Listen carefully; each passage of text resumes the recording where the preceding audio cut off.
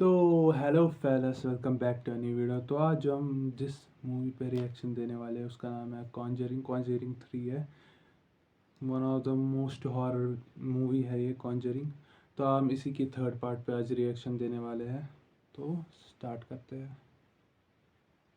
तो मूवी की स्टार्टिंग में हम 8 साल के बच्चे को देखते हैं जो कि काफी डरा हुआ रहता था। उसे कोई चीज परेशान करती थी और वो हमेशा सहमा हुआ रहता था। वो 8 साल का था। उसके पेरेंट्स भी इस बात को लेकर काफी परेशान थे। तो एक दिन अपने घर में कुछ एक्सॉर्सिस्ट को बुलाते हैं जिनमें कपल होता है और चर्च के फादर। उस छोटे बच्चे का नाम डेविड होता है। उसकी एक बहन भी होती है और इस वक्त उनके घर उसकी बहन का दोस्त भी था। उसकी डेविड के साथ काफी अच्छी फ्रेंडशिप थी। तो डेविड को सुलाने ले जाता है। अब डेविड की बहन का दोस्त उसे लेकर वहां से चला जाता है, लेकिन डेविड को फील होता है कि जैसे कोई उसका रूम खोलने की कोशिश कर रहा है। तो डेविड जाकर वॉशरूम में छुप जाता है, लेकिन वहां पर उसको लगता है कि कोई उसे देख रहा है। उसे वहां पर कई ज्यादा हाथ नजर आते हैं और बात तब में खून आने लगता है। वो काफी ज्यादा डर जाता है और चिल्लाने लगता है। उसकी आवाज सुनकर सारे फैमिली मेंबर्स ऊपर आ जाते हैं, लेकिन यहाँ डेविड जो कि 8 साल का बच्चा था काफी ज्यादा गुस्से में आ चुका था और आउट ऑफ कंट्रोल हो चुका था। वो अपने ही डैड की टांग पर स्टैब कर देता है और मेल एक्सॉर्सिस्ट उसे उठाकर नीचे लेकर आ रहा होता है, लेकिन अपने नाखून से दीवार पर स्क्रैच करता जा रहा था। यानी ऐसे लग रहा था जैसे उसे किसी ने पोजेस कर लिया हो। उसे लाकर नीचे डाइनिंग टेबल पर लिटा दिया जाता है और फादर उसके ऊपर कुछ स्पेल्स पढ़ने लगते हैं। वो लोगों से कंट्रोल में लाने की कोशिश कर रहे थे, लेकिन इसी दौरान डेविड उसे चाह करने लगते हैं। वो काफी ज्यादा स्ट्रांग होकर अपने आप को छुड़ा लेता है। इसी के साथ वहां पे बहुत बड़ा तूफान आने लगता है। क्योंकि चीजें टूटने लगती है और फादर भी गिर जाते हैं। दोनों एक्सॉर्सिस्ट से काफी मजबूती से पकड़ा हुआ था, लेकिन वो खुद को छुड़ाने की कोशिश में था। वो खुद की बॉडी को काफी अजीब तरीके से फोल्ड करने लगता है जो कि देखने में बहुत खौफनाक है। उसको ऐसी हालत में देख के उसकी बहन का दोस्त उसके पास जाता है और उसे पकड़ के कहता है कि तुम जो कोई भी हो इस मासूम बच्चे की बॉडी को छोड़कर मेरे अंदर आ जाओ। यानी वो वाकई डेविड से बहुत प्यार करता था और उसके कहते साथ ही डेविड की आंखें नॉर्मल होने लगती है और जो भी डीमन उसके अंदर था या कोई स्पिरिट वो डेविड की बहन के दोस्त के अंदर आ जाती है और उसकी हालत खराब होने लगती है। दूसरी तरफ जब डेविड उसे था तो उसने मेल एक्सॉर्सिस्ट पर भी बहुत बुरा हमला किया था और उसकी तबीयत भी काफी बिगड़ चुकी थी और उसे हॉस्पिटल ले जाया गया था। डॉक्टर्स उसकी वाइफ को बताते हैं कि इसे बहुत बुरा हार्ट अटैक हुआ है। इसी चीज से पूरी तरह से डरा गया है। वो सब उसके लिए प्रे करने लगते हैं। दूसरी तरफ हम डेविड की बहन के दोस्त को देखते हैं जो कि बिल्कुल नॉर्मल हो चुका था, अपनी दोस्त के साथ काम कर रहा था। लेकिन जैसे वो घर के अंदर आता है तो देखता है कि किसी दीवार में एक होल हुआ है। वो उसके अंदर देखता है तो उसे कोई घोस्ट नजर आता है जो उस पर अटैक करने की कोशिश कर रहा होता है, लेकिन वो खुद को बचा लेता है। लेकिन असल में उसे बचा हुआ नहीं था, क्योंकि वाकई वो सोल डेविड की बॉडी छोड़कर इसके अंदर आ चुकी थी और वो जल्द ही इसकी बॉडी को बिगाड़ने वाली थी, पूरी तरह से अपने कंट्रोल में करने वाली थी। वो फौरन वहां से बाहर निकल आता है और वो दरख्त पर बैठकर चेन की मदद से दरख्त को काट रहा होता है, लेकिन चेन स्टार्ट नहीं हो रही होती। तभी उसे अपने साथ खिड़की पर कोई घोस्ट दिखाई दे रहा है जो कि उसे देख रहा था और तभी चेन स्टार्ट हो जाती है। उससे उसकी बॉडी बिगड़ सकती थी, लेकिन इससे पहले वो चेन नीचे गिर जाती है और उसकी जान बच जाती है। वो काफी डर जाता है और अपनी गाड़ी लेकर वहां से जाने लगता है, लेकिन उसे रोक दिया जाता है। उधर हॉस्पिटल में भी जब मेल एक्सॉर्सिस्ट को होश आती है तो वो भी यही कहता है कि डेविड की बॉडी को सोल छोड़कर अब उस लड़की की बॉडी में आ चुकी है जो कि डेविड की बहन का दोस्त है। वो अपनी वाइफ से कहता है कि फौरन उनको कॉल करो और उन्हें बताओ कि सोल बहुत खतरनाक है, उसे बच कर रहें। उसकी वाइफ जब डेविड की बहन को कॉल कर रही होती है तो वो कॉल नहीं उठा पाती क्योंकि वो बहुत लाउड म्यूजिक लगाकर डांस कर रही होती है ताकि उसका दोस्त अच्छा फील करे। इसी तरह डेविड की बहन के दोस्त की तबीयत काफी खराब होने लगती है क्योंकि वो अपने कंट्रोल में नहीं था। उसे समझ नहीं आ रहा था कि वो यहाँ खड़ा कैसे है। वो काफी वीक फील करने लगता है। जब फीमेल एक्सॉर्सिस्ट की कॉल कोई नहीं उठाता तो वो परेशान हो जाती है। वो फौरन से पुलिस को कॉल करती है और उनसे कहती है कि फौरन से डेविड के घर चले जाएं। डेविड की बहन जिस दूसरे आदमी के साथ डांस कर रही होती है वो कोच में बदल जाता है। उसकी शक्ल काफी अजीब हो जाती है और उसको डराने लगता है। वो काफी चिल्लाती है क्योंकि वो काफी डर चुकी थी और अपने दोस्त को लेकर वहां से चली जाती है। दूसरी तरफ से पुलिस भी आ रही होती है। अब डेविड की बहन का दोस्त निकलते निकलते अपनी नाइफ से उस पर अटैक कर देता है और उसे मार डालता है। उसके कपड़ों पर काफी खून लगा हुआ था और जब वो बाहर निकलता है पुलिस मैन उसे देख लेता है। उस लड़की की आंखें काफी चेंज थी क्योंकि उसमें सोल जो थी।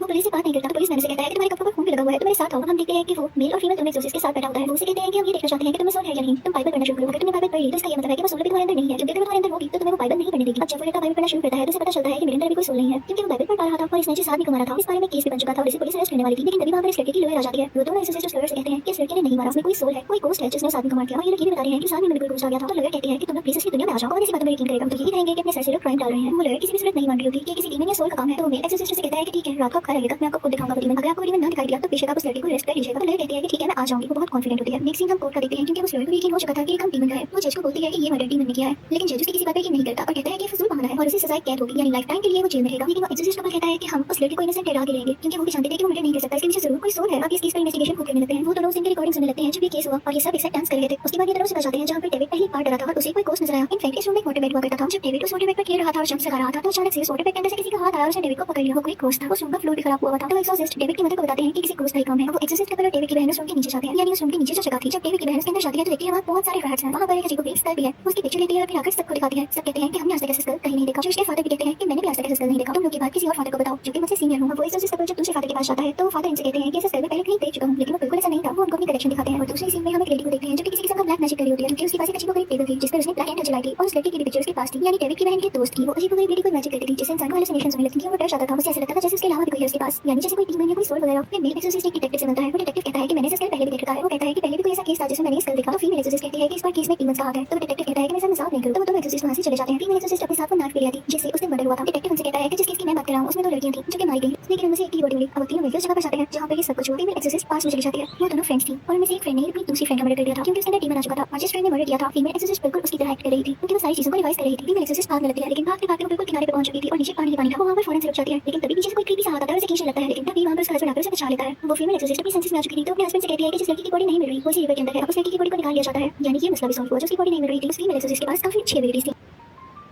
अब ये दोनों हॉस्पिटल आते हैं। उस लड़की की डेड बॉडी भी वहीं पड़ती है। फीमेल एक्सोसिस्ट उसके पास जाती है और उसका हाथ पकड़ती है ये पता लगाने के लिए कि ये सब कैसे हुआ। और तभी से अपने सामने केव दिखाई देती है जो कि काफी डार्क थी। उसके अंदर जाने लगती है उसे सारा काले जादू का सेटअप नजर आता है और वहाँ पर कोई औरत थी जो कि काला जादू कर रही थी। बेटी बहन के दोस्त बड़ी फीमेल एक्सोसिस्ट उसका फेस भी देख लेती है। वो काफी अजीब थी। वो उसे कहती है कि तुम ये क्या कर रही हो, लेकिन इससे पहले कि वो कोई जवाब देती रियल वर्ल्ड में कोई डेड बॉडी उस औरत पर यानी फीमेल एक्सोसिस्ट पर अटैक करने आ रही होती है। तो उसका हस्बैंड से कहता है कि छोड़ दो उसका हाथ, इमेजिनेशन बंद कर दो। फीमेल एक्सोसिस्ट को ऐसा करना पड़ता है। फिर उस मेल एक्सोसिस्ट को एक बुक मिलती है जो कि उनके जूनियर ने ली थी। उसके अंदर लिखा हुआ था कि कैसे ब्लैक मैजिक ये सब कर रहे हैं और उन मैजिक से उन औरतों को कैसे मारा जा सकता है जो कि ब्लैक मैजिक करते हैं। वो एक्सोसिस्ट उनको पढ़ने लगता है। तभी उसे विजन आता है कि कोई घोस्ट और वही डेड बॉडी उस पर अटैक करने वाले हैं। उसके हाथ में नाइफ होती है और वो वापस उस पर अटैक करने लगता है कि तभी उसका हाथ उसका जूनियर पकड़ लेता है और कहता है कि अपनी वाइफ को मारने जा रहे थे। यानी उसको जो विजन आ रहे थे वो डीमन से चिल्ला रहे थे कि वो अपनी वाइफ को मार डाले क्योंकि उसकी वाइफ डीमन के लिए बहुत बड़ा खतरा जो थी। अब वो फीमेल एक्सोसिस्ट उस सीनियर फादर से मिलने के लिए जाती है। वो सीनियर फादर उसे एक बुक दिखाते हैं जिसके ऊपर किसी बच्चे की पिक्चर लगी होती है। वो उसे बताते हैं कि ये एक पिच है। तो फीमेल एक्सोसिस्ट उनसे कहती है कि आप मुझे पहले क्यों नहीं बताया। तो वो कहते हैं क्योंकि ये मेरी बेटी है। फिर वो फादर उसे कार में ले जाते हैं एक केव में जो कि वो पहले विजन में देख चुकी थी और वहीं पर वो जुएल भी होती है जो कि ब्लैक मैजिक कर रही थी और यही फादर की बेटी थी। तो अचानक से हम देखते हैं कि वो विजन पर आती है और फिर फादर को ही मार डालती है। ये उस फीमेल एक्सोसिस्ट के पास अच्छा मौका था क्योंकि उसके सामने वो टेबल था जिस पे ये औरत ब्लैक मैजिक किया करती थी। ये फीमेल एक्सोसिस्ट उस टेबल को गिराने के लिए जाती है लेकिन वो टेबल इतना भारी होता है कि उसे गिरा नहीं पाती। वो इतनी देर में वो जाकर भी उस पर अटैक करने लगती है और वो अपनी जान बचाने लगती है। तभी उसका हस्बैंड यानी वो मेल एक्सोसिस्ट भी आ जाता है और अपनी वाइफ को फील करके उसे पता चल जाता है कि वो कहां पे है। वो बेसमेंट का दरवाजा तोड़ने लगता है। अब नीचे वो फीमेल एक्सोसिस्ट काफी मुश्किल में होती है क्योंकि वो उसे भाग रही होती है लेकिन उसे रास्ता नहीं मिल रहा होता। इतनी देर में उसके सामने मिरर नजर आता है और तरफ खुद को देख पा रही थी और तभी वो पूरी औरत नीचे चलकर उस पर चाकू से अटैक करने लगती है। फीमेल एक्सोसिस्ट उसे पत्थर मारती है और वहां से भाग जाती है। अब वो बीच उस मेल एक्सोसिस्ट के पास जाती है उसकी वाइफ के रूप में और उसे अपने कंट्रोल में कर लेती है। दूसरी तरफ हम ये देखते हैं कि डेविड की बहन का दोस्त काफी बीमार था क्योंकि उसे जेल में बंधा गया था। एक बात तो ये थी कि उस पर एक मर्डर का इल्जाम था और दूसरा ये कि उसमें कोई सोल पार आ रही थी। उसकी बॉडी यहाँ काफी अजीब तरह मूव करने लगती है और उसकी तबीयत बिगड़ने लगती है। दूसरी तरफ विच उस मेल एक्सोसिस्ट को ऑर्डर देती है कि हैमर से अपनी बीवी को मारने जाओ। मेल एक्सोसिस्ट पूरी तरह से विच के कंट्रोल में था तो हैमर एक ही बीवी को मारने जा रहा होता है लेकिन तभी उन्हें बुलाना मत याद आ जाता है। वो अपनी बीवी से पहली बार मिले और उन्हें सब याद आ जाता है कि अपनी बीवी अपनी फैमिली से कितना प्यार करते हैं। वो नॉर्मल होने लगते हैं और हैमर लेके सीधा उस टेबल की तरफ बैठते हैं जो कि विच की थी और जिस पर विच ब्लैक मैजिक किया करती थी। वो उस टेबल को तोड़ देते हैं जो कि आज तक कोई ना कर पाया। अब यहाँ पे वो मेल एक्सोसिस्ट बिल्कुल नॉर्मल हो जाते हैं। वो विच भी काफी वीक होकर मारी जाती है। दूसरी तरफ डेविड की बहन का दोस्त भी अब बिल्कुल ठीक हो चुका था क्योंकि वो सोच जो विच कंट्रोल कर रही थी उसकी बॉडी से निकल जाती है और सारा ब्लैक मैजिक का असर खत्म हो जाता है। अब लास्ट में हम देखते हैं कि डेविड की बहन काफी परेशान होती है क्योंकि कोर्ट में ये बताया जाता है कि उसके दोस्त को 5 साल की सजा हो रही है क्योंकि कोर्ट अभी भी इस बात पर बिलीव नहीं करती कि कोई टीम इस तरह का काम कर सकता है। डेविड की बहन के दोस्त को जेल होने के बावजूद डेविड की बहन से शादी कर लेती है और इसे जेल में मिलने जाया करती थी लेकिन बाकी केसेस सॉल्व हो चुके थे। वो सारे टीम्स जो लोगों की बॉडीज नगरिन को तंग किया करते थे वो अब जा चुके थे। ब्लैक मैजिक का असर भी खत्म हो चुका था। इसी के साथ ये मूवी एंड हो जाती है। Thank you.